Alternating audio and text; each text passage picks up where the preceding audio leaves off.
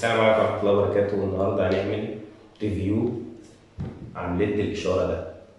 هو الصراحة من أحسن ليدات الإشارة وسعره يعني حلو يعني. فهنفتح أول حاجة العلبة الليد مع الأستيك اللي بيتربط بيه، معاه وصلة اليو اس بي بتاعته. تمام، بيتشحن من ورا ومن هنا كده، بتركب دي في مكانها كده، وأي فيشة عندك وتشحنه. تمام، هو كده كده بيجي مشحون.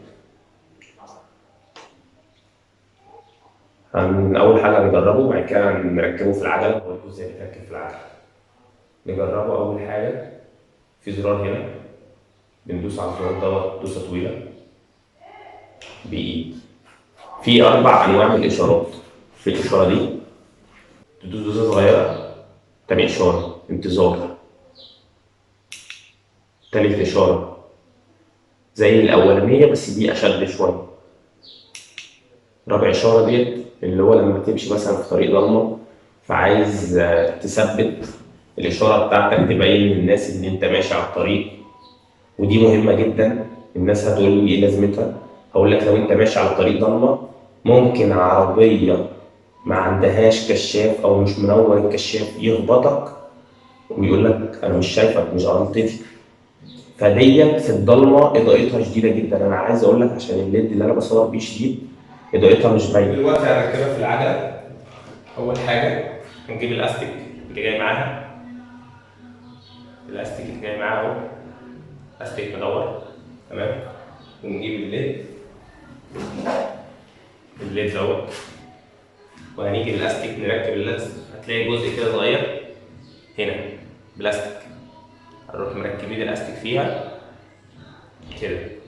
اهم حاجه بهدوء عشان ما يعني خامه البلاستيك بتاعتها مش قويه قوي يعني.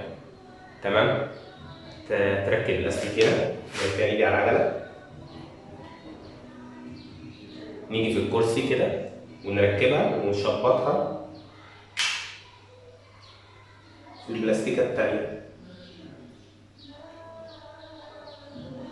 تمام تمام،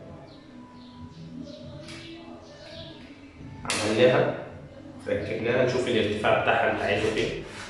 تمام، ركبناها، نجربها شغاله. انا بتاكد ان انا شاحنها قبل ما اطلع رايد او اروح اي مكان، اتاكد ان انا شاحنها. ادي النور الاول وادي النور الثاني، النور الثالث. ثواني هوريها لكم اوضح خالص اهي.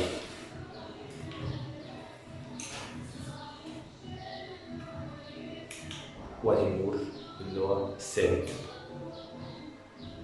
ديت اول حاجه انتظار، دي اقوى حاجه، وده الساكن.